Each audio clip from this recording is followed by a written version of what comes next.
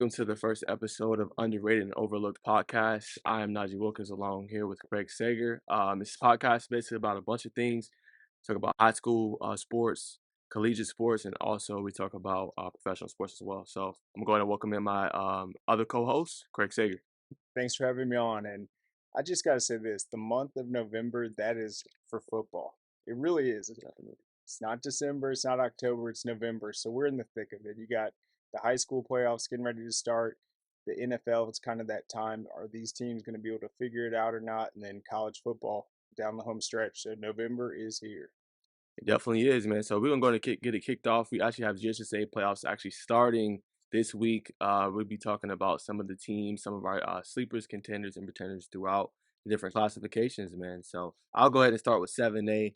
Obviously, man, for me, I'm going to go ahead and go with Buford, obviously the contender, one of the best teams in the state. Dynamic running game, really good playmakers on the outside. They're a contender. Also got Mill Creek in there. I think Hayden Clark along with some of their weapons, Brendan Jenkins, who is the son of a former Atlanta Falcons receiver, Mikael Wood, Cam Robinson, also Caleb Downs, can kind of do a lot of things well. So I got them. Then I got Grayson as well. I think when they're firing on all cylinders, their defense is really good. I think their defense has what it takes to contend when the postseason kicks around, which is actually this week. And then Walton, offensively, just have a good multitude of weapons. Hunter Teal, Aiden Jackson, Kari Botifer had a 265-yard rushing game along with 4 TDs. And then Jeremy Heglinski, who actually just got an offer from Wake Forest. So I think they just have a lot of weapons offensively, and they could really be dangerous. So those are my contenders. And then my sleepers are going to be Milton. Obviously, they won the region again, fifth straight region title for them. I think this is a dangerous team. Ran the ball really well last game against Lambert. Also going to be Parkview, again, another sleeper. They can do it both running the football and passing with Colin Hulk and also Kyrie Spain. So I think they are very dangerous. And then Valdosta, I like their defense along with Eric Brantley on the defensive side of the ball. I haven't played well towards the end of the stretch, but they started 8-0 for a reason. So I think they'll get that cleaned up and figured out. Colquitt County, obviously, out there in the South, dominant season for them.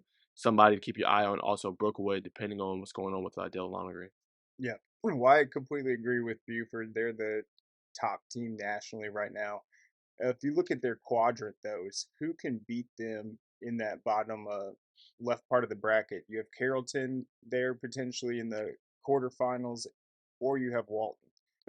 I would probably pick Buford in both those matchups. You mentioned Mill Creek. They are, of course, in the same region as Buford, so they're on the other side of the bracket. But Carrollton, they might be able to do it, but if you just look at Buford, the way their defense has played this year, all the tough games they've already played, they have Justice Haynes at running back. He's clearly the best running back in the entire state, if not the country, going to Alabama. We'll see if he changes his mind on that one. And then I was looking at the upper part of that quadrant, or sorry, that side of the bracket. I mean, you also have Colquitt County, Lambert. I think Lambert still has a chance. Milton obviously beat them last week. But in terms of the sleepers, I think you're absolutely right. What Milton's been able to do this season, they had a great year last year, but then their best player, LT Overton, decides to skip his senior year. They lose their entire coaching staff, and it seems like it's going to be a complete rebuild year. But if you look at them, they've transformed into a passing attack. It's like we used to call Milton running back U at the high school level with all the great running backs. They're passing the ball now. It's like their identity has completely shifted, and then they still have that tough defense. So I definitely think they're a sleeper. No one wants to play them, and for them to clinch the fifth region title, haven't lost a region game since 2017. In the face of all those changes, it just shows what the kind of day to day is with that program. So I definitely think they're a sleeper. I think I've been really impressed with the way they've closed out this season and just I mean, that's all will right there. When you're sitting there preseason, you have a new coach, kind of new pieces, it's falling on you. And I just think they've really stepped up and rose to the occasion this year. Yeah, I agree. I mean, great point by you, Craig. They really have, and I think it's going to be an electrifying 7A playoffs. Obviously Buford moved up from 6A classification, so it's going to make things interesting in 7A. And I think it's going to be some good competition. So you can't sleep on these teams. They're going to definitely be dangerous. But let's move to 6A, man. Obviously it's going to be Langston Hughes. I think they have 18 D1 commits, I believe. I mean, just an incredible team. Prentice Nolan has a bunch of offers. Bo Hughley. I think he's their offensive lineman. They just have so many players on both sides of the ball. Kendall Barnes, they got JoJo Stone from Grayson. Just so many players, and they're really dangerous. So they're obviously my set only contender, really. Then I have a bunch of sleepers. One of my sleepers is Roswell. Thought they played exceptionally well in that game. What really hurt Alpharetta was, special teams, kicking the ball. They seemed like they didn't want to give it to Ethan Nation, and every time they were getting a nice return, sending them up in Alpharetta territory. I think that was the difference in the game. Ethan Nation obviously is dangerous when he gets the ball in his hands. Then Chris Elko also showed, hey, I can also play football too. He had 2 touchdowns in that game, was breaking tackles, and the quarterback KJ Smith played good as well. But their key player is obviously going to be Nakai Davenport. I mean, 3 touchdowns in that game, over 160 plus yards rushing. He really makes a difference in that. I remember just clipping that 62-yard run he had, and he broke so many tackles. He broke like 3 or 4 tackles, and set them up in deep territory. So obviously Roswell is going to be mine. Douglas County, Sire Hardaway, I think, is a quarterback that still slept on. I'm surprised he still doesn't have any offers his last game. I mean, he had 2 interceptions, but threw for almost 500 yards in a high school game. I mean, 463 yards throwing. That's incredible. So they're my sleeper, along with Sakai Woods, Zachariah Keith down there on the edge in that linebacker position. And then all the playmakers they have, Monte Gooden, Deuce Alexander, um, James Johnson. They just have so many weapons. I think they're going to be dangerous. Also, Latrell Morrell as well. And then South Paulding, their running back, Jamarion Wilcox, another player to look out for. They beat, actually, Douglas County, but then they're going to be dangerous come playoffs time, too. Yeah, with Hughes, I was watching them last season, and I was like, man, I think they can win state this year. Obviously, they were a little younger than they are now. All the D1 guys, Jelani Tank Thurman, he's just a freak athlete, basically like a small forward that can run like a receiver, and they can give it to him in the red zone. He can break off big runs. But what it is about Hughes, they show up every single week and they want to beat you by 70. And if you don't come out and try to compete 4 quarters, they will. And so I think the standard, the way they've been playing, Prentice Air he still has another year after this. I mean, he is unbelievable.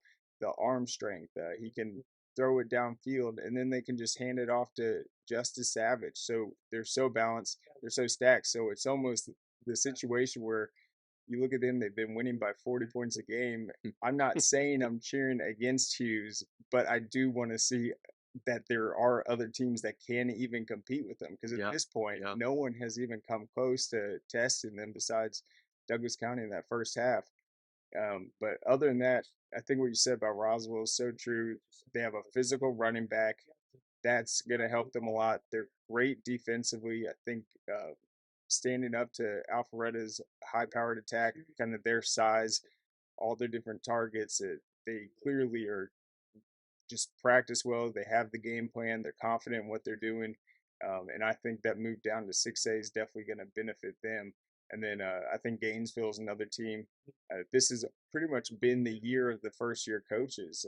There were 96 coaching changes this year in across the state, and so many have made an immediate impact. So that's almost like a kind of renaissance that's happening at the high school level. We used to have this 4 year plan, 3 year plan, but now it's like these coaches are so good at going in there, seeing kind of what the strengths are, and then tailoring the offense around them. And I think that's what has made this season really exciting. And then same thing with Thomas County Central. He comes over there from Colquitt County. They're in a 6A now, made the jump up from 4A, and they just came out of one of the toughest regions in the state, undefeated as the top seed. So I think until anyone can contend with Thomas County Central, they definitely have to be in that conversation. But obviously, it is Hughes' kind of championship to lose this year. They are clearly the front runner. Yeah, I agree. And for me, or transition to the next classification, 5A. I think the contender is going to be obviously Dutchtown. I like Cambridge and how they can run the football. I think that's going to be big. Their offensive lineman beg their coach to run the football. Just a lot of huge guys, and we've seen it in that Kell game. I called the upset in that game, and you really saw the difference in the offensive line, and it just took over there late in the fourth quarter. So I think they're going to be good. Creekside has so many weapons. I think they're dangerous. When you play with them, I think Daquan White there on the outside can play really well. So they are another one of my contenders there. And then my sleepers are obviously going to be Cartersville. They're kind of one of those story programs. Year in, year out, they're going to be there. They're going to be dangerous. They're going to make a difference. And then obviously it's going to be Kale. I think Kale, if they can figure it out, they still have a lot of talent. Bryce Clavin, Peyton Zachary's played well defensively. They got some nice playmakers there as well. So Those are my two teams. Those are my contenders and sleepers for 5A. Yeah, I think that Cal game against Cambridge, I don't think they could have come out any worse than they did. Just fumbling the ball at first. They kind of just had a bad night. But other than that, they're definitely talented. I've said it from the start. I think 5A is the most wide open classification. I do think 7A is pretty wide open, but there's so many teams that I would not be surprised if they make a run. Dutchtown, they beat Warner Robins. Warner Robins has had its grip on 5A for probably 4 or 5 years. That's a huge statement. They played an incredibly difficult schedule. The region with Ola, with Jones County, obviously Warner Robins, like we mentioned. So I think they're definitely in that semifinal, final range. And another first-year coach, Niketa Battle, going down there from Mays, really impressive. And then you have Northside Columbus, a team that's come out of nowhere, won their first ever region title this season. They demolished McIntosh at the finale, I think 51-18. So I'm interested to see if they can that historic run. And then a team like Cambridge, they have the experience. They have guys like Will Taylor that have just made so many big explosive plays. And so I think that's what makes them dangerous. They can kind of methodically run their offense and then hit these big plays. They are a real headache for opponents. Yeah, I agree. And then as far as just 4A, before I throw it to Craig for 3 and 2A to get his picks, I think Troop County, obviously you were right, man. Tail Todd's a beast. He had over 200 yards rushing in the last game against Yeah. LaGrange. I mean, the guy's just different. He could throw the ball, he could run it really well. And obviously North Oconee, I think, also and then Cedartown. Those are my kind of top contenders there in 4A. Sleepers is going to be LaGrange. I think they can run the football well. This game against Burke County will be big. That's actually going to be my game of the week, guys. So go to scoreatl.com. Make sure you look there. That'll be I'll have that up later this week. And then Stockbridge. Stockbridge is another team. They had that big region title victory. I think they would be dangerous as well. Absolutely. And 4A got so much better this year after the classification with all these new teams coming in. I thought it was a little uh, it was shallow last year. I mean, Benedictine, I almost could have guaranteed bet all my money on that one, but I think Benedictine is going to be good this year. You have Burke County, who you mentioned. Yeah, they had a loss to Wayne County. That was a Monday game. They had to play 2 games last week, so there's a 1 point loss. I'm not really counting them out right there. The LaGrange win is humongous. They come out of that really difficult region, and they actually had to win that game to even make the playoffs, and it propelled them all the way up to the number 2 seed. So that was just a massive momentum for that program, especially one that has been talented. But I mean, Matt Napier's really brought excitement there, stability, and then Teo Todd, I think he is the most exciting player in the state. He's worth the price of admission. I would love to see him make that big run. He is probably the hardest player to tackle. He did have some interceptions in that LaGrange game, but I think he is going to continue to do what he does. And then Perry, they're a team that's super balanced. They have Amar Gordon at quarterback. He's gone for 2,100 yards, 26 touchdowns, only 4 interceptions. And then they have Demetrius Carter at running back. He's at 1,000 yards, 12 touchdowns. So Perry has been outstanding. Their only loss was a 1 point season opener to Houston County. And then I really like North Oconee. They've been my number 1 team. Max Wilson at quarterback. They've got an extremely talented offense, and same sort of thing we're seeing with Hughes. They've been winning by 40 points a game, resting all their starters at halftime. So I think a team like them, a team like Cedartown, they're going to come out in the playoffs and just be really kind of well versed, fresh, and just know that this is the time to make a run. I think 4A is wide open as well. Yeah, I agree. 4A is definitely wide open. It'll definitely be a great playoff run. I'm excited to see, the results kind of that one. But I'm gonna throw it to Craig. Craig is a little more I say advanced than me. This is like my second year doing the classification, so I'm more know like the higher classifications. But Craig is really good at nailing down the 3A, 2A, and 1A. So I'm gonna throw it to him and kind of what he got for those classifications. Yeah, so I think in 3A, it's all going to center around Cedar Grove. And then you have your Sandy Creek and Carver, Atlanta. I think all those teams can make that run. They've obviously all played each other. I think Carver got to look into kind of what happened in the Sandy Creek loss, the Cedar Grove loss. But I mean, their schedule, they played Buford this season. They challenged themselves so hard. So I think if they can start getting some wins in the playoffs, they'll show up for the moment. If they have a rematch with Sandy Creek or Cedar Grove, it's on. They're gonna come out, and then I also think Adairsville is a team where that entire kind of area around Calhoun this season with Hiram, with Cass, it's just been exploding. I don't know if it's just like a population boom or if those programs have just been investing over the years, but there's a lot of great football there. And so Adairsville comes in as a top seed, and they're having an outstanding season. I think they have a chance to make a historic run because that's not a program we typically would see going deep in the playoffs. But they've looked really good this year. Yeah, I agree. And then what you got as far as 2A and 1A? Yeah, two-way. I think Callaway is the team.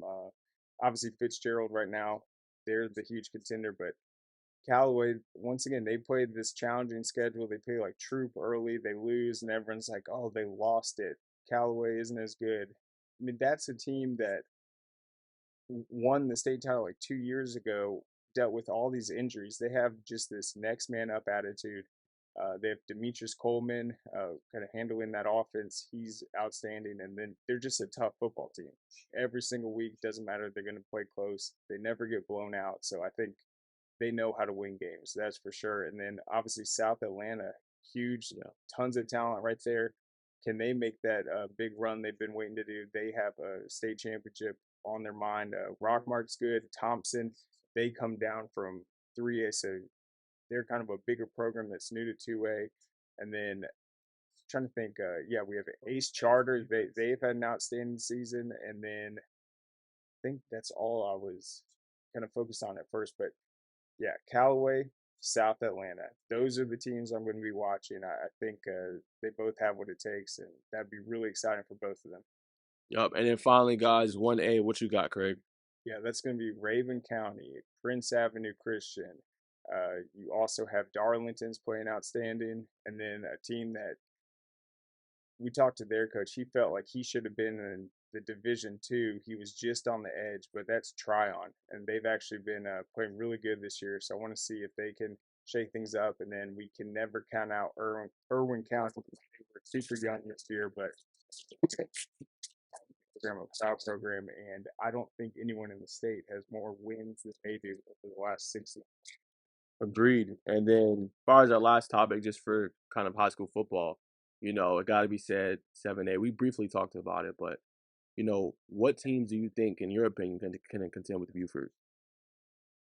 Well, I think it's Mill Creek for sure, and then maybe even North Cobb. I know they don't have Malachi Singleton, but they've seen them before, and so I think those adjustments can go. I think if you have a defense and a game plan where you can control and just somehow stop Justice Haynes, you have a chance. But I don't necessarily think it's a team like Walton. I don't think their defense is good enough to slow them down. I think there's weaknesses. So it's going to take a great defense. It's going to take a Grayson defense or just like a well balanced team like Mill Creek, or you can't count out Colquitt County. No. Their passing attack this season, the way they've played in that Region 1 with Camden, Lowndes, Valdosta, they've been solid every single week. They have not had a bad week or a bad game all season. They've been in control every single outing, so I think them for sure. Got you. And guys, that's going to be our topics today for high school football, high school sports. That's all we got for you guys. We're going to transition to the next segment of our show, college football. Make sure you guys go to scoreatl.com for all of our content. We do previews. Craig just came out with volleyball rankings for the final, and then we have some pre-playoff rankings as well. So make sure you go to scoreatl.com for that. But let's transition, man. I called it. Me and you talked, Craig. I had Georgia beating Tennessee at home. Some people thought they were going to have 50 on them. I said no. I said Georgia just has, they just have way too many in all these categories.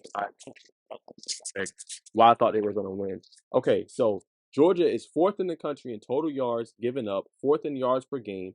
They're top 10 in the nation third down conversion percentage on defense. They're number 2 in red zone defense. They were fifth in rushing yards allowed, second in rushing touchdowns allowed. So I knew that kind of going into the game. I'm like, okay, Tennessee has not played an upper echelon or an elite defense all season. Even with Alabama, obviously, years ago, they were elite defensively, but lately, last couple of seasons, Alabama's defense hasn't been elite. So I think that's the difference there. Obviously, they got Will Anderson, can rush the football, rush the passer really well. You got, Kool McKinstry on the outside, and Brian Branch, who's obviously going to be a top 5 prospect or a top prospect at his position. But I could just tell, even if they weren't going to lose that game, I know they were going to lose probably to Ole Miss. So for me, I thought Georgia did a great job. Now, Tennessee came into the game averaging 50 points per game. They held them to 13 points. They didn't score, I think, a touchdown to like almost the close to their final possession of the game. Yeah, for sure. So, I mean, I think it just made a difference. I believed in Georgia. I called out Keely Gringo, who I thought played well. I knew he was going to play well in this one with Malachi Starks as well. I thought, but they just have a great defense, and they got all those injuries, but it didn't matter, and they ran the football well. Payne Stetson Bennett, and the guy we're going to get into a little bit later, Lad McConkey, big game, I think he had 5 or 6 catches for like 90-something plus yards and a touchdown. But what stood out to you, Craig, in that game? Well, when we were talking about it before, I just was in complete agreement because if you look at the matchup, Tennessee's offense versus Georgia's defense, and then Georgia's offense versus Tennessee's defense, it's like if you stack those up, Georgia's defense is so good, and it's like Tennessee doesn't have that defense, so you knew it was going to come down to that. And then if you watch the game, it's like Tennessee would have these throws and it's just like they're a couple yards off. It's a little overthrown, and so it was just the timing was off, and that's why I think in the previous weeks they've been clicking on all cylinders. Their receivers have made some really incredible catches, but it's just that timing was off when you're playing the defense with the speed and physicality of Georgia, and they just did not have it, and they were not in that game at all. So I thought it was really impressive. You completely called it, and then if you watch game day, I think 4 out of the 5 picked Tennessee, even though they're in Athens. So I think everyone was jumping on that Tennessee bandwagon, and rightfully so. They're a good team. They've had an exciting season. They were wearing the number one team in the nation heading into it, but I just think Georgia showed up and just handled business in the way that they can defensively. That's been their staple the last few seasons. It's been defense, and we're seeing the difference. And they're getting a lot of in-house players. They added Mikael Williams from Hardaway, I believe, this past season. They just have so many weapons defensively. And we've seen it last year in the run, and we've seen it again this year. So, I want to say something about Mekhi Williams. He yeah, played in our Georgia Elite Classic, and that he was a sophomore going up against the juniors. Rusty said afterwards, he goes, "I've never been to an All Star game where they triple team someone." And then I asked him after the game, he had 5 tackles for loss and 3 sacks, and I was like, "So was this a kind of a standout game for you?" He's like, "No." Like he's just like, "I do this every week." He's like, I usually get more tackles for loss," and it's just like, my gosh. So he was just so dominant, and he could play basketball too. that's what I'm And he saying. was an absolute beast. I mean, seriously, one of the most dominant players I've seen at the high school level. So that was a huge gift for Georgia. I'm excited for him, and yeah, he's going far. That's for sure. Yeah, and he's only a freshman, y'all. So if you thought Georgia's run was done, they got the prospects for next year too. I think they just landed a 4-star prospect too. I think at the linebacker position, Oh, recently as well. recruiting's going to be crazy this Yeah, year. I mean, insane, literally insane. But let's talk about the guy, Lad McConkey, went to North Murray, a high school in Georgia, North Georgia. I think Craig has some great intel on him. What I found out was, he was able to play point guard position in high school. He's only about 160 pounds. yep. Look at what he's growing into now. I really wanted to go to Tennessee, but it didn't happen that way. So I just think you see the explosion when he's playing high school. He's playing quarterback now. But Craig has the inside intel on this story, so I'll let him share. Yeah, so his dad played quarterback, his brother played quarterback, and then I was looking at what his coach said at North Murray, and he said Lad McConkey was not a quarterback, but he was a great athlete. They needed a quarterback, and he kind of just stepped into that role. So he wasn't ever really recruited as a QB. He was more of an athlete. He ran the ball for them. He played quarterback. He punted. He did the punt returns. He literally never came off the field. He had Corner two. Yeah, that's right. He had 4 interceptions. He returned 3 of them for touchdowns, and so he was just an absolute superstar. Had over 3,000 all-purpose yards. Literally did everything. He quarterbacked them to their best ever season, an 11-2 finish. I think they never lost a region game either. And so his recruiting, he was getting some attention. So North Murray's up in that northern Georgia part. A lot of Chattanooga schools or Tennessee schools like Middle Tennessee usually look at those players. So he was kind of in between like Tennessee and Athens. It's like that's right on the Tennessee Georgia border, and so he didn't have any Power Five offers heading into after the early signing period. So this is 2020. So in January of 20, yeah, January 2020, he finally gets the UGA offer. He had 0 stars at the time. He didn't even play receiver, but he just his overall athleticism. He placed third in the state in track and field in the 100 meter, and they took a chance on him. I think that was who is it? Cortez Hankton and the OC Todd Monken, and they gave him a full scholarship right off the bat. And so, what Coach Pog was saying though, that's North Murray's coach, is once Georgia offered Ladd, all these other schools started, like the D2 ones and some other ones would call up and say, he's never going to play at Georgia. What is he thinking? He needs to come here. And so they tried to pull him away, but Georgia stuck with him. And if you look at it, I mean, he's really developed into an outstanding player. He's gotten faster. He's added 30 pounds. This last game, I mean, he leads, had a game high in receiving yards. He had the 5 catches, a touchdown, and he's also rushed for touchdowns in each of the last 2 seasons, which kind of shows what he was able to do all those games at North Murray. Just when he has the ball in his hand, he has great speed. He's a leader, kind of has that point guard um, kind of, I don't know, like movement as well, where he's just kind of seeing the play. And I'm just excited anytime you can find a guy like that that is a homegrown player, truly, that didn't really have that many offers. Taking a chance on him, I think that's really exciting. And if you look at the fit, I mean, he wins a national championship last year, and now he's balling out. I just think that just says a lot about the talent coming out of the state of Georgia. Yes. Says a lot about a 3A school.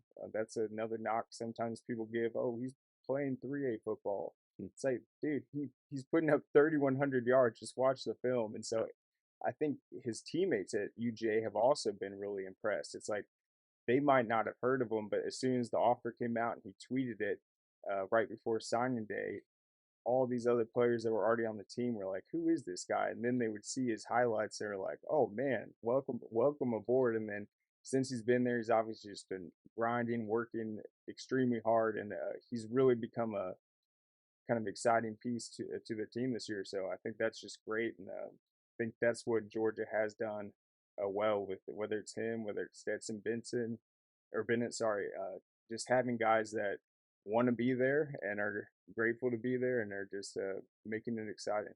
Yeah, great intel by Craig. I think you said too he runs a 4.3, right? Yeah, they said he clocked him at a 4.31. So That's insane. I think he only ran like 140 when he was in high school, and that was like a 4.51 at some camp. And so obviously he ran the 100 meter, so they knew he had that top all-state speed there. But I mean, what a story! A guy that quarterbacked, punted, punt returned, Right. played defense, and now I he's mean, just in this receiver role. And we also, yeah, we saw him with the end around rushing score against Oregon week 1. So he's definitely in this offensive game plan. And I think he's only going to grow in the years to come. I agree. And if you guys didn't know, or you're wondering why is this podcast called Underrated and Overlooked, we show you exactly why, just right there. That's what we do. We like to highlight different players, and we do it throughout the show. It's not like one segment. We just do it throughout the show. We highlight players, teams, coaches, whatever it may be in any sport, and we like to kind of give them some recognition and notice. And obviously, he was one of those players that was underrated and overlooked. And look where he's doing now, and look at Stetson Bennett, what he's doing now, and some of the players that didn't get a lot of attention, but now they're just balling out collegiate level and even in the NFL. So that's part of our section. But let's continue to go with college football. Obviously, we got Alabama, LSU, major upset, 32-31 win. A hell of a call by Brian Kelly in the offense to go for it. Hey, we're not going for the tie. We're going for the win. We're going to win it right here, 31-30 after we just scored. 2-point conversion. They win the game.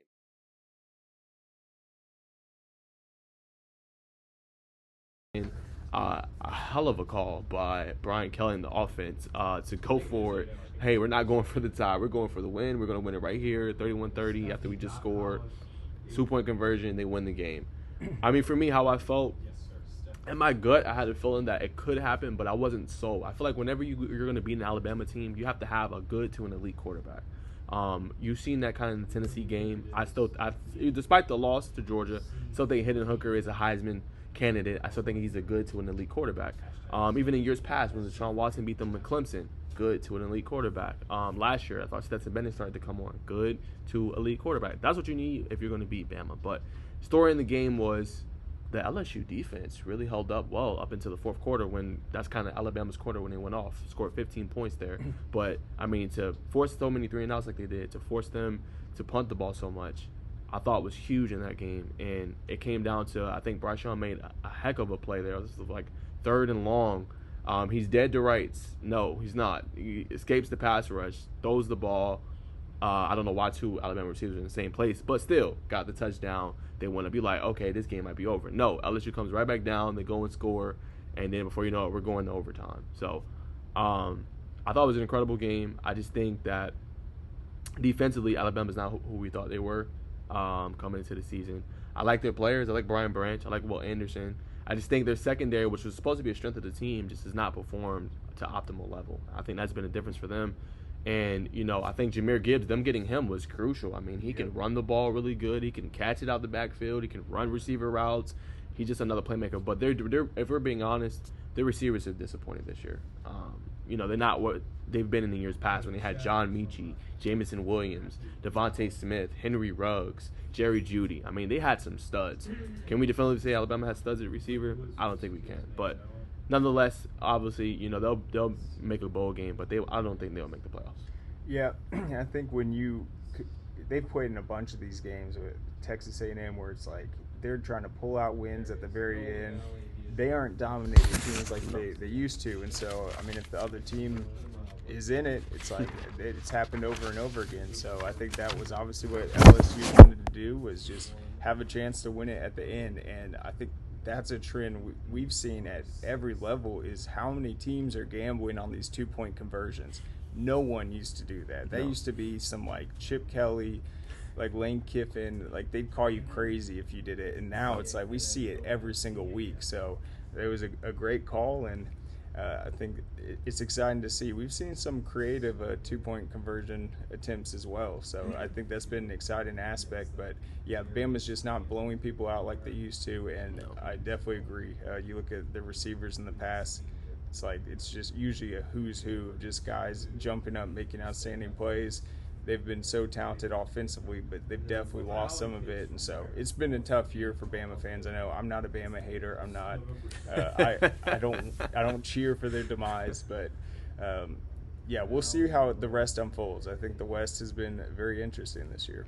Yeah, man. I mean, if you think about it, LSU, I believe, only has 1 loss in the SEC West, and then you got Ole Miss is still there in Alabama. So that's going to be interesting to see who comes out and is going to play in the SEC championship game. I mean, Alabama still has a battle with Ole Miss, which I still think they're going to lose, but I think that'll be intriguing to see. But that's what we got, guys, for those 2 huge games. And our last topic for college football is actually going to be these upsets, and Notre Dame actually upsetting Clemson. Thought that was a big game. They had 2 rushers with over 100 yards in Logan Diggs and Audric Estime. They really dominated the game. I think it was 28-0 at one point before Clemson even got on the board. They didn't score until the fourth quarter. That's insane. I mean, you talk about dominant effort. And the crazy part about that, Craig, is that they were 0-2 to start the year. They were 3-3. They've rattled off 3 straight victories. One of the upsets was they lost at home to Marshall. Yeah.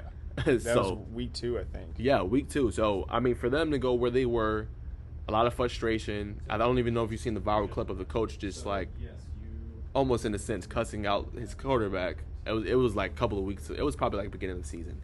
But he was just like, just do your effing job. Basically what he said. So I think they've come a long way. We'll see what's in store for them, but they've been playing a lot better. And it's the same revolving door for Clemson. Now, like, we weren't questioning it when they were kind of winning. For week 1, we did when they played Georgia Tech. We were kind of questioning, okay, is he really the guy? Then weeks went by, he's playing well. Went out the window. Now it's come back again with Jujay Ugale. Is he really the quarterback for Clemson? Is he that guy that's going to get them over? And now with that 1 loss, the ACC is so weak. I mean, is their playoff chances done? The only team else that's good in the ACC Coastal is North Carolina, who's undefeated in their conference, 5-0, but 8-1 overall. So is Clemson done? Let's just be honest. That was a brutal loss. Yeah. It was brutal. They did not score till the fourth quarter. Mentioned Notre Dame. Yeah, they showed up. They've had a year where they pretty much got humbled and embarrassed early. They needed to save face, and they've done a good job of that, and that was a big win. But I was definitely surprised. We've seen a lot of crazy upsets this season. The App State one over Texas A&M. Yeah, Texas A&M. That was huge. That was week 2. Stupid fly. And then what about like Kansas State over Oklahoma? That was another big one. So we have seen some big upsets, but I definitely, when I saw that result on Saturday, I was shocked. I did not expect that, and so that's kind of a wake-up call for Clemson. Something's not right there.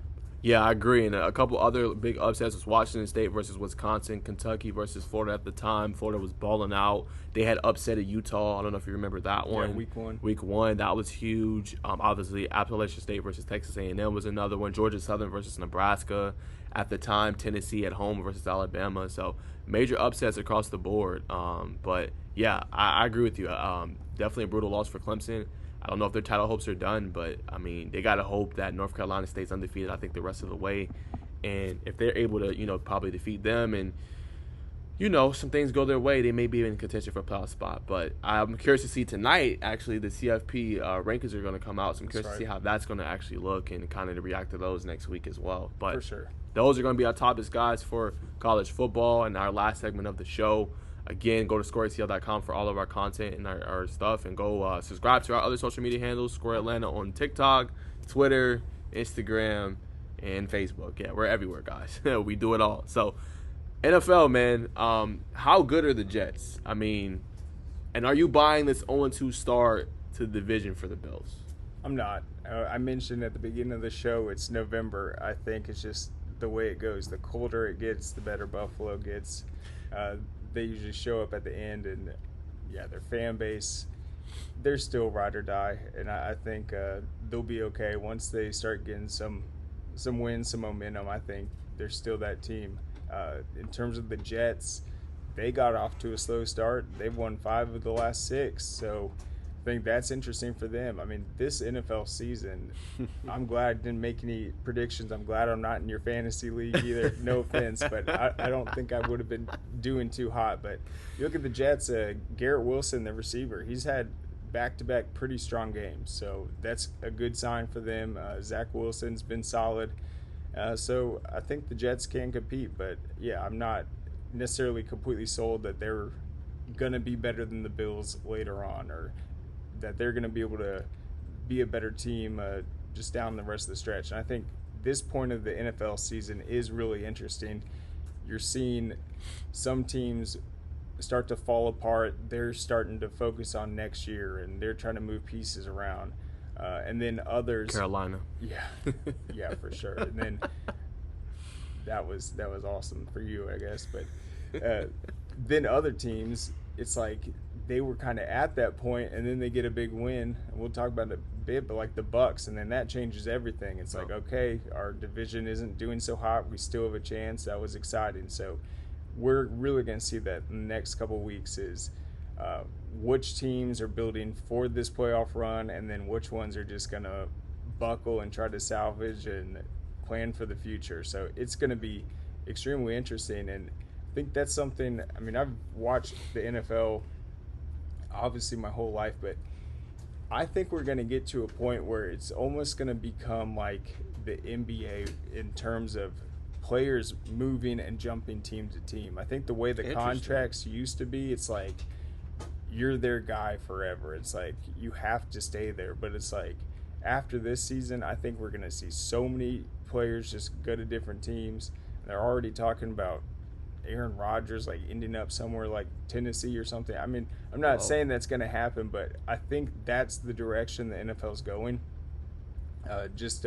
Players aren't going to be signing these long deals. I think it's going to switch up, and I think that would create a renaissance in the NFL because these fan bases, they aren't yeah, they're loyal to their guys, but they're loyal to the team. It's like you see that. It's like if you're a Tampa Bay Bucks fan and you're a Tom Brady hater, it's like now you like him. It's like I would like to see the NFL get to that point. I think it'd be really exciting. I mean, even look at like the Seahawks right now. It's like they loved Russell Wilson when he was there. He's not there anymore, and they're perfectly fine. 6-3. They might have been like, "Oh man, we lost our guy," but no, a new guy shows up, and they're happier than ever. So, I think that's the direction it's going to go, and that would be really exciting. I would like to see more movement like that. I mean, incredible take, I think, by Craig. Could you imagine after signing that 3-year, $150 million deal, $50 million per year, Aaron Rodgers leaving and going to another team? I mean, that's a great point by him. And if we saw that, I think that'd be incredible. You're also seeing, as Craig mentioned, kind of the shift, too, with the fully guaranteed contracts. We saw Deshaun Watson get a fully guaranteed contract to play for the Browns. We are seeing Lamar Jackson. Where is he going to end up? Having a phenomenal season this year. I think they're dangerous come postseason time. 6-3 right now. Defense played exceptionally well last night, but he wants fully guaranteed money, a fully guaranteed contract. So, I mean, I think, as Craig mentioned, we're starting to see the parallels of the NBA kind of disseminating into kind of the NFL. So it's going to be curious to see kind of what happens this offseason. This past offseason was incredible to see where all these players moved. I mean, Russell Wilson to the Broncos, Devontae Adams to the Raiders. We've seen all this kind of teams venturing, or these players venturing into the AFC. And, we still know who the elite are, obviously the Bills and the Chiefs, but still now you got it's wide open. So my reaction to the Bills game is I'm a little concerned because they're 0-2. They obviously got all the weapons and things they need. Gabe Davis, Dawson Knox, Stephon Diggs.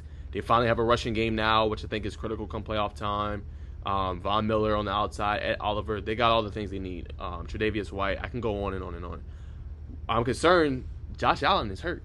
He has a UCL injury in his elbow. So how serious is that? Will he miss any time? Will he play this week? They got a big game against the Vikings coming up. We're going to talk about in a little bit. So I'm a little concerned there. And then, you're on to your division. This division is pretty good. I mean, Dolphins are 6-3. The Jets are 6-3. The Patriots are over 500 at 5-4. So it's a little concerning in the 0-2 start. I mean, obviously, so they're going to have to start getting some wins, or that division race is going to get closer and closer and closer. So, curious to see there. For the Jets, it's going to be the quarterback. That's what stands out to me. He played good, 18 for 25. He got 164 yards, touchdown. But will he be able to make those key throws when they need it? Obviously, as Craig mentioned. It's so true. Yeah, like they got Garrett Wilson. He's good. The Ohio State tree is incredible in the NFL right now because Olave's been having a pretty good rookie season. But Garrett Wilson on the outside, you obviously still have Breece Hall got hurt, but you got Michael Carter. You have James Robinson who you traded for. Your defense is going to keep you in a lot of games. C.J. Mosley, Sauce Gardner, who looks like he could be Defensive Rookie of the Year. I mean, you got the weapons defensively, and they play teams tough. Like, this is not a team that has quit. When my team beat them, the Bengals, who I'm obviously wearing, guys, as you can see, when they beat them, it wasn't an easy win. It was a grinded-out win, but the Jets are good. So the Bills, obviously a great team. We know they're the upper echelon of the conference, but you have to be a little bit concerned, especially with the injury kind of to Josh Allen. But that's how we transition to our next section, the Chiefs. Yep. Obviously, our guy here, Craig, is a big Chiefs fan. So before I give my take, I want to see how he feels about that big win versus Tennessee and what really stood out to him in that one. Yeah, it was one of the craziest games I've seen. Not in terms of, oh man, they ran it back on the last second. It was crazy from a statistical standpoint. Yeah, it went into overtime, so the Chiefs did have some more plays in the overtime, but it was something like 91 plays for the Chiefs to like 30-something for the Titans. I thought Tennessee came out and played really physical for sure. That was probably the biggest physical challenge I've seen the Chiefs play. They were smacking them around, made it really difficult. And then what I was looking at, what people were pointing out is the Titans really didn't try to blitz Patrick Mahomes, and that's something that I think the Bengals didn't do it. The Colts didn't do it. Good grief, the Colts beat us this year. So when you look at that, it's like that's how the Chiefs were able to win that game, because Mahomes made those incredible runs where it's 3rd and 17 and he's able to pick it up with his feet. But they did kind of struggle passing the ball. The Tennessee defense was all over them, just basically dropping seven players, rushing four. They had the safeties super far back, and so it really comes down to. I mean, we use the word. It's more than that with Mahomes, but his ability to ad lib or improvise in plays. Who else do you see scrambling around and literally just like chucking it to Travis Kelce, Yep. underhand, overhand? It's like he has these plays that have become just like a common occurrence, and so teams clearly think the formula is to drop back seven with all these different receivers and crazy routes Andy Reid and the Chiefs are running, but then it's just Mahomes where he's able to do just situational awareness. He can have those special plays, but he definitely has had moments where he looks under duress. He's not necessarily hitting his guys. I think at the end of the game, there were a lot of throws that, I mean, Travis Kelce had to dig it off the floor. Juju, he had to dig some of them off the floor. So I don't know if that was just Mahomes' fatigue at the end of the game, because, I mean, that's a long overtime game. He's throwing 68 passes. My arm would definitely be tired if I tried to do that. Those aren't just 10-yard warm-up passes either. He's on the run. So I think physically I was impressed with how he was able to fight it out. But the fact that Tennessee was in that game, I guess that kind of worries me, because it kind of shows the potential formula to stop this Chiefs offense. And if Tennessee would have had just a little more success offensively, I think they could have come away with that game. But they just did not have it. Chiefs defense played well, but yeah, at the end of the game, Tennessee, I mean, they didn't have any hope of marching down the field to try to win that game. Yeah, I want to besides Derrick Henry, but other than that. Yeah, no, I wanted to shout out Derrick Henry. 17 carries in that game, 115 yards, 2 touchdowns. He ran the ball exceptionally well. But I think the second half, you've seen the adjustment the Chiefs made. They weren't allowing him to run the ball as effectively as he was in the first half. And when your quarterback goes, now this is not a knock for Malik Willis. I think that's their future starting quarterback. 5 for 16 for 80 yards. Their highest yards, one catch, 48 yards by, excuse me for mispronouncing his name, but Chigozium Okongwu. So, look, when you're going to face a team like the Chiefs, again, another upper echelon team, their defense played magnificent. It wasn't the defense's fault. You held the Chiefs to 9 points going into the fourth quarter, and you only have 17 points. That's right. And so I think I can't pronounce that name either, but I think that's one of their tight ends. So literally, they did not complete a single pass to a receiver that game. How crazy is that? Tennessee did not complete one pass to a receiver that game, and they took the Chiefs into overtime. That's insane. It's ridiculous. I've never seen anything like that. Yep. But I think it still was just a great game to watch. It was so interesting what Coach Vrabel was doing schematically, the chess match, and then even Kansas City's like the tempo they run with. I mean, they're so hard to defend against.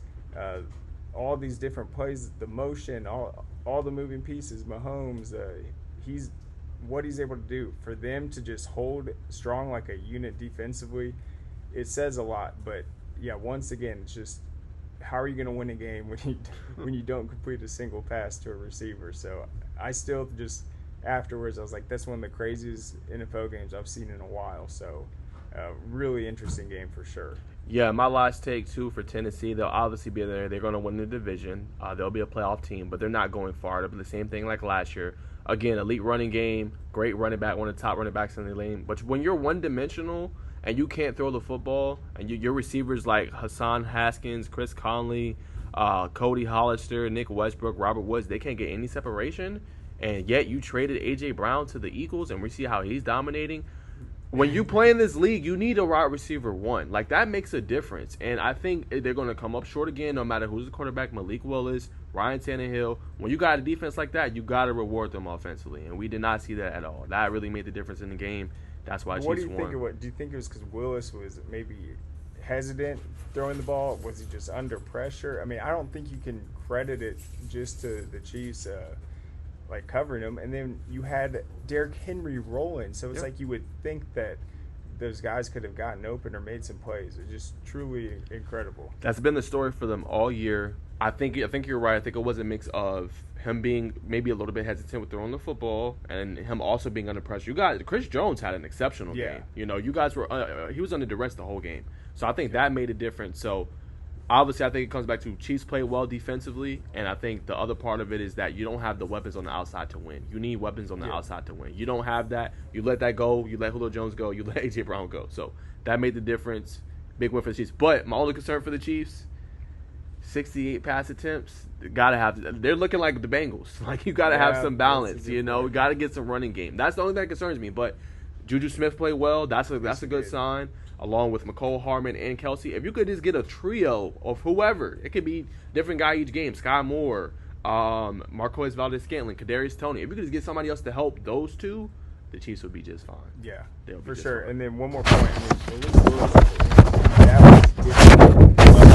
100 to even think that he was going to march on the field. He's got guys all in his face because they know they're going to pass. The receivers aren't getting open. Nope. He's literally like, the ball's almost stripped out of his hands. He's having to roll out of the pocket, and literally no one's open. So it's like they just really. I mean, that was a tough situation. I don't see how he could have done it. I mean, it was just. I've never been in an overtime game when you're pulling for your team, where you're that confident that the other team's not going to be able to make a play. It's like it just wasn't happening. It's just like, oh, this thing's over, which is crazy. And yeah, they did not even come close to getting anything on those final plays. Yeah, exactly. 100% agree with Craig, and that's our analysis on that game. We're going to transition now to the Rams Bucks. I'll start this segment off. I think the Rams are not that good this year. I don't know what it is, but I think offensively they do not look the same. They need to do whatever they can and in their power to try to get Odell Beckham back, OBJ. That offense looks like it's in shambles. They cannot win on the outside if it's not Cooper Kupp, who did have a good game, 8 catches, 127 yards and a touchdown. But you need more. Their offensive line cannot protect. I think Stafford has been sacked the second most times in the league at 28. No running game. They had that issue with Cam Akers. Now he's back. I don't know what's going on there, but their defense did enough in that game to me to win. They only had 9 points going into the final drive. Now, obviously, the final drive they let them down. I thought playing that 2-shell coverage, like if you give Brady too many opportunities, he's going to win the game. He's a GOAT for a reason. You know what I'm saying? So if you give him too many opportunities, he's going to make you pay. I think that's what happened there. Overall, defensively, they played good. Aaron Donald, I think, had 2 sacks in that one. It was disruptive defensively.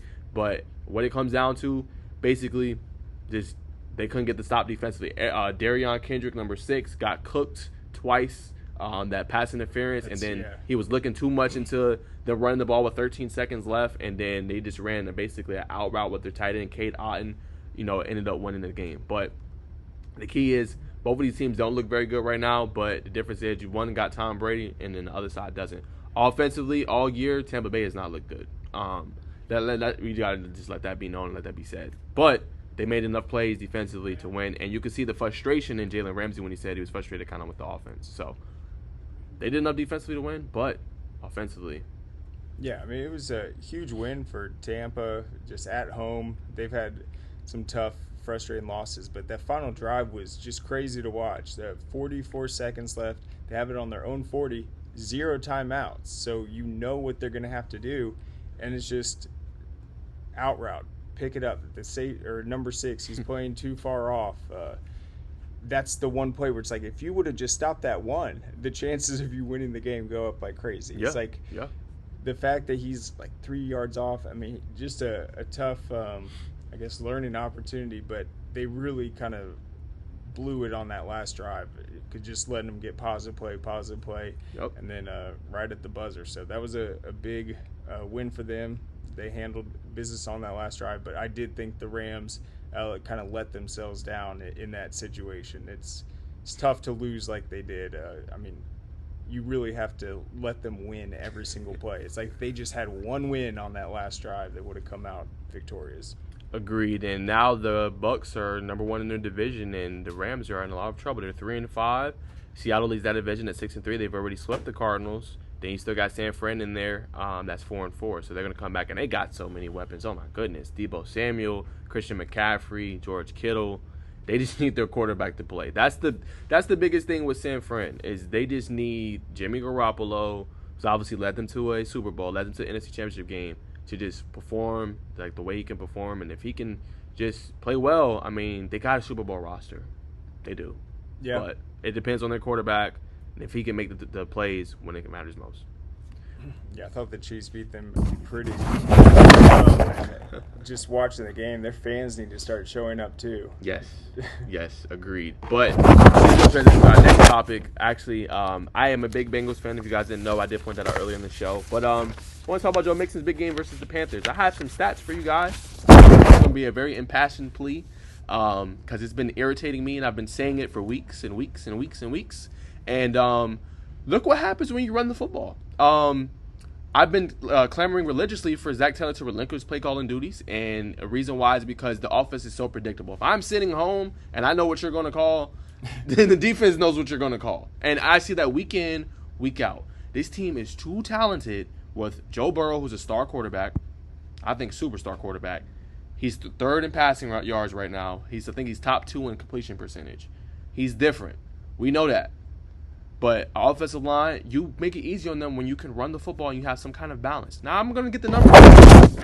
I did write this down.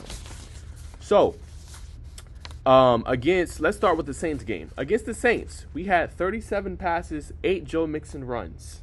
Against the Falcons, 42 passes, 17 Joe Mixon runs. And I know you're like, oh, well, it went up to 17. Only reason was because the final drive, they tried to ice the game, and he had 8 runs in that drive. So to that point, he had 42 passes to almost like 9 runs. Okay, next game, Monday night against the Browns. 35 Joe Burrow passes to 8 Joe Mixon runs. But when we played the Panthers, 28 passes to 22 Joe Mixon runs. It makes a difference. I've been saying this. I don't know who reports for ESPN, who reports for Cincinnati Bengals Talk, why they don't ask Zach Taylor why he doesn't rush the football. I don't understand. I've looked at so many press conferences, and nobody asks that. And it's like, you don't have Jamar Chase right now. Obviously, you still have great receivers in Tyler Boyd and T. Higgins. But run the football. Even when Chase was playing, if you run the football, we see it in high school football all the time. When you can run the football, it opens up your play action. That's all Cleveland did to us. They ran the football religiously, opened up the play action, threw deep balls down the field to Amari Cooper and the rest of the weapons on offense. It makes a difference when you can run the football. He had 4 rushing touchdowns in this past game against the Panthers. He averaged 7 yards a carry. So he did this is according to Next Gen Stats. He did this against 8-man boxes. So if you guys don't know what 8-man box is, I'll definitely break it down for you. Basically, it means when the defense loads the box and they know that you're going to run the football, they're gearing up to stop the run. He still scored 4 touchdowns on 8-man fronts, coming down trying to stop the run. So if Cincinnati is going to get back to the postseason, and mark my words, Craig, you heard it from me on the show, it's going to be coaching. It's going to be play calling. It's going to be how you get the talent, how you get the ball to your talent. That's it. They have all the talent in the world to be dangerous and to win a Super Bowl. They got Joe Mixon. They got Joe Burrow. They got Jamar Chase when he comes back. They got T. Higgins. They got Tyler Boyd. The offense is gelling. But you don't do your offense any favors when you throw the ball that many times and you don't run the football at all. Everybody was coming for Mixon like he's not missing as many tackles. You don't run him the football enough. 8 carries for a game? Come on, man. That's what I'm saying. Have some balance. We'll be just fine. It's that simple. That's a good plea. I completely agree. I think I saw a stat with him. He hadn't had he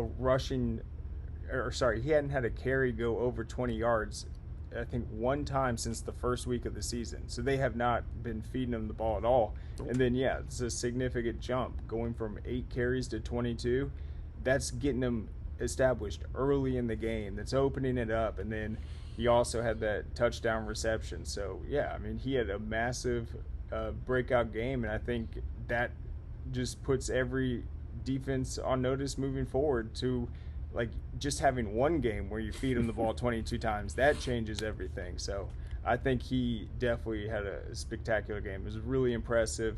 And, 5 touchdowns for Joe Mixon. That's someone that, as a Chiefs fan, I know that we don't want to see because he can definitely run it on us. Yeah, and that's what I'm saying. When we play you guys, if we come out there and just throw it, like your guys are going to tee off on our offensive line, and you still have an offensive line that's new. This is 5 new starters essentially, except Jonah Williams, our left tackle. 4 new starters. So Get them going. It's easier to go forward than backwards. And my last thing on this before we transition to our next topic, when you go, I swear, Craig, you can go look at our film against the Saints and the Falcons. We ran the same formation the whole game. This was the only game I've seen all season where we got under the center and actually tried to run the football. We would run shotgun basically where Burrow is here and Mixon is here and run that same formation. Or we ran empty where they know you're going to pass the football. Right. No kind of, creativity or anything. You need some creativity in this game. It's not that hard. So hopefully they got a bye week. Hopefully they will keep on with this and running the football and let it set up their pass because obviously their passing is lethal. But when you got those linebackers coming up to stop the run, and the safety too is going to get a little antsy and try to want to come up, that opens up your play action and your deep routes. It's that simple. To beat cover two, which a lot of teams run on them, running the football and hitting the seams down the middle is that simple. If I know that, they should know that. We'll leave it there. What do you think about Carolina? Do you think they kind of went with running the ball more because of who they were playing, or do you think it just kind of unfolded that way? As far as defensively or offensively? Yeah, just the matchup overall. Like, why do you think they decided to run the ball finally? Well, I know that Mixon called out, I think it was called like a team meeting or something from their last game because they got the crap beat out of them 32-13 on the road. And again, they didn't run the football. And I think he called a team meeting with some of the players. And, he's the captain. So, obviously, he don't want to play that way. They don't want to play that way. So, I think that was the difference. And I think a lot of the media, for once, were finally calling him out and saying, hey, maybe you should run the football more. Which I don't know why to this point, 8-9 games in, nobody called him out on it. But I think that's why they ran the football more. And you see the difference in the game. Yeah, for sure. Yes. But we'll leave it there, y'all. Sorry, I am very passionate about my team. I know Craig is too. It can get frustrating. But 5-4 is where we were last year, so hopefully they can keep the momentum going. But let's talk about the Vikings. 7-1, only lost to the undefeated Philadelphia Eagles, playing good all season long. A plethora of weapons, and Dalvin Cook, Justin Jefferson, I think is the top receiver in the game. Adam Thielen, defense is playing well. Kevin O'Connell is coaching really well offensively, very creative play calling. Defensively getting Zadarius Smith has been a difference maker as a pass rusher. But I think in the next couple of weeks, we're going to find out a lot about the Vikings. They got the Bills, and they got the Cowboys. So those two games are going to be very tough for them. I'm curious to see how they're going to respond. Imagine if they go 9-1. That would be crucial. And they got a 4.5 game lead on their division right now. That's true. And I think they have not played a strong schedule outside of the Eagles so far. Going up against the Cowboys defense will be a great matchup, and then obviously the Bills too. But Zadarius Smith, he's not a guy that's making a ton of tackles, but as a pass rusher, he's second in the league this season, 8.5 sacks. And then their safety, Harrison Smith, has had an interception in 3 straight games. So when you have that pressure that you're getting up front, your safety's back there, and he's cleaning up late in the ball game once you've already established a lead. So I think they've had an easy road. Philly kind of beat them pretty bad, but yeah, we'll see. And that great start so far. I mean, when you have that much breathing room in your division, that's a good sign to kind of experiment, kind of figure out what your team can do, look at the identity, and so we'll see them. I think they're going to progress still. I just think it is a result of kind of some of the teams they've played. Yeah, I agree. I mean, I think, them getting that trade from Detroit, who I'm shocked traded inside their division and traded them actually T.J. Hawkinson. That's just another weapon added to that offense. So I think they're going to be dangerous. They're going to be a very good team. I can't wait to see, how they're going to perform in the next couple of games because they'll find a lot. That Cowboys defense is pretty good. Yeah. No, they're definitely elite. But what do you think about Detroit beating Green Bay? Man, did you see the tweet from Lil Wayne when he was like, yeah, we should have got rid of 12, I think he said prior to the season or something like that. That was kind of – I'm summing it up, but he's obviously a big Green Bay fan. But I thought that was huge. I feel like Detroit's a team, they just haven't been able to close out games. Like they were up on Miami big, couldn't close it out. They were up on some other teams big. So – I think that 3-6 Green Bay. Yeah, that's bad. That's bad. They haven't had that bad of a season under Matt LaFleur since his tenure there. And Rodgers threw 3 interceptions, 2 in the red zone. Right. That's huge, bro. And they're not looking too good right now. And they're already 4.5 games behind the Vikings, who's already beat them. So I don't know. I don't think they're a playoff team. Can they turn around? Maybe. But, I mean, you lose to Detroit on the road, a team you usually beat. That's like the Packers losing to the Bears. I think Rodgers is frustrated. His kind of receiving talent around him has been That's his depleted. fault. Yeah. I'm going to be honest. Okay. That's his fault. I don't know. But, yeah, some people claim that it is his problem not being able to get his guys to, want to stick it out and play with him. But if you watch him now, it's like he's throwing basically to eligible tackles. I mean, I guess he's run everyone out of town. I don't know what happened there. What I'm going to say is it came in the offseason.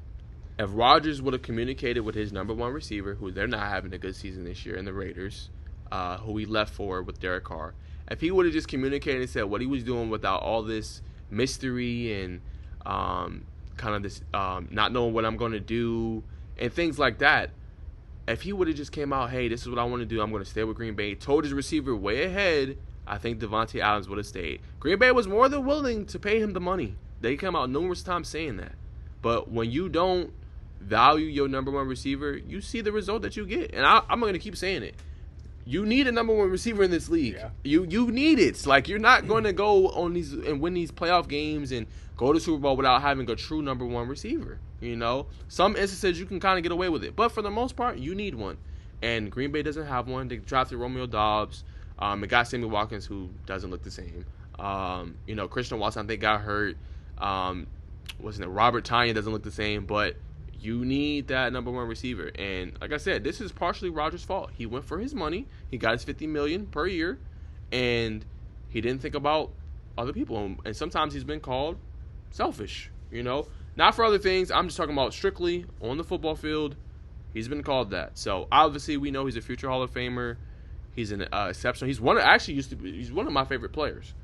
But lately it's just been frustration, throwing interceptions. He has to play better.